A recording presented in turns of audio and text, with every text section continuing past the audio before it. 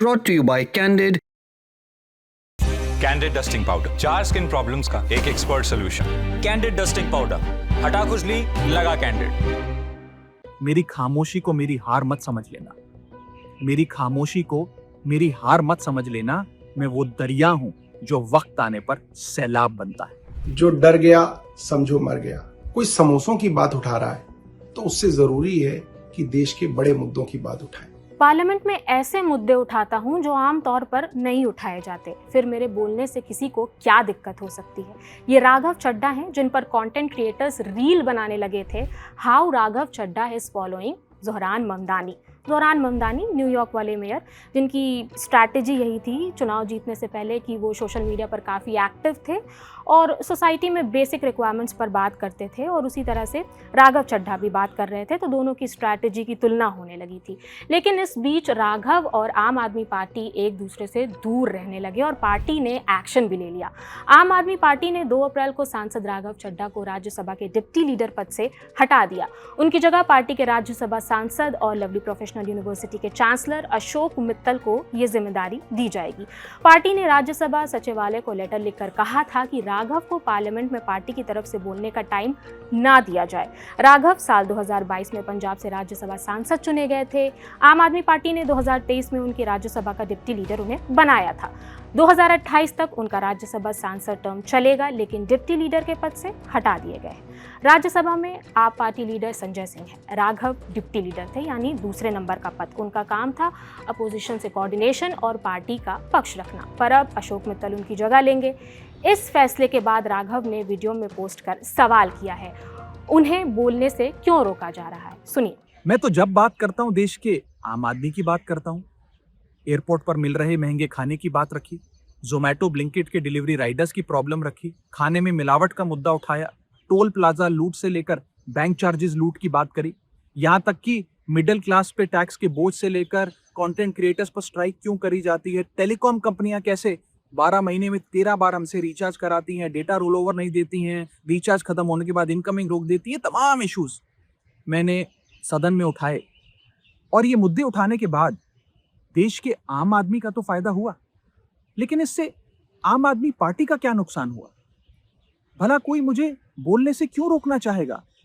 कोई मेरी आवाज को क्यों बंद करना चाहेगा? राघव को बोलने से रोकने पर कई वजहें गिनाई जा रही हैं। इंडियन एक्सप्रेस ने आम आदमी पार्टी के सोर्सेस के हवाले से लिखा कि राज्यसभा सचिवालय को केवल इतना बताया गया था कि अशोक मित्तल पार्टी के नए डिप्टी लीडर होंगे।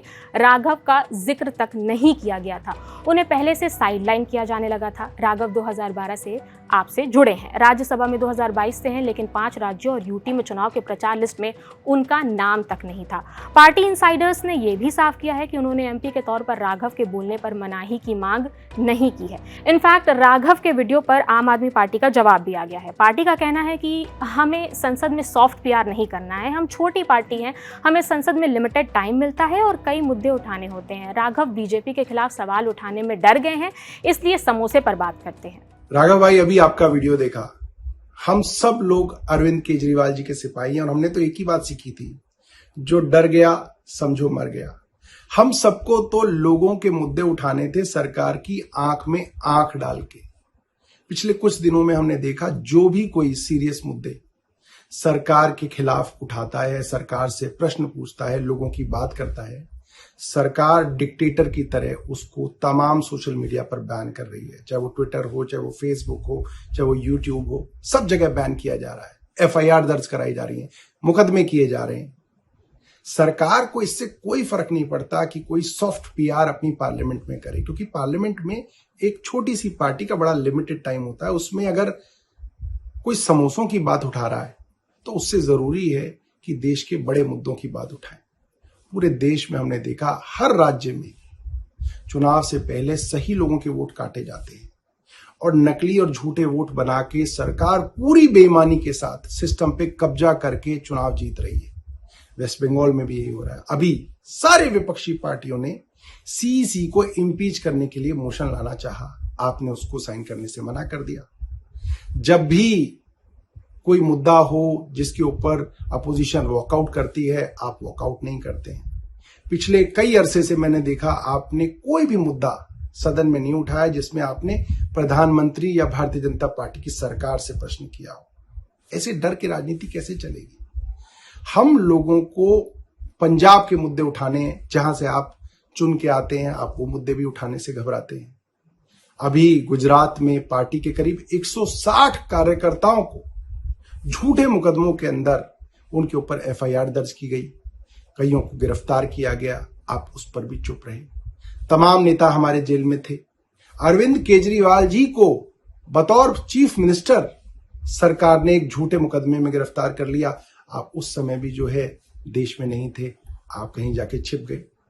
मेरा मानना यह है कि देश के लिए असली मुद्दे हमें निडरता से और साहस से उठाने पड़ेंगे और भारतीय जनता पार्टी की आंख में आंख डाल के आपको मुद्दे उठाने पड़ेंगे। वरना देखिए, आपके जो सॉफ्ट मुद्दे हैं उनसे उनको कोई फर्क नहीं पड़ता, बल्कि भारतीय जनता पार्टी तो कल से आपको सोशल मीडिया पे सपोर्ट कर रही है। आप इसके बारे में सोचिएगा और देखिएगा कि आप कहां से चले थे और कहां आ गए, और देश को किन चीजों की जरूरत है और आप कैसे बेहतर कर सकते हैं। राघव को हटाने के पीछे कई रीजंस बताए जा रहे हैं। क्या बातें चल रही हैं, अब ये समझते हैं।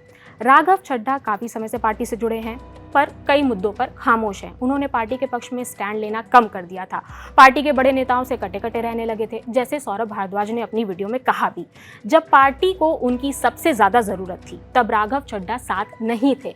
अरविंद केजरीवाल के कई बड़े इवेंट्स में भी राघव चड्ढा गायब रहे हैं। फरवरी के अंत में जब शराब नीति मामले में अरविंद केजरीवाल और मनीष सिसोदिया को जेल से बाहर निकाला गया, तो पार्टी ने शक्ति प्रदर्शन किया था, वीडियो भी सामने आई थी। राघव चड्ढा के अलावा सभी बड़े नेता इसमें शामिल हुए थे। केजरीवाल ने जेल से बाहर आने के बाद पार्टी के नेताओं और उनके परिवारों को साथ देने के लिए शुक्रिया अदा किया था। उसमें राघव चड्ढा का नाम नहीं लिया गया था।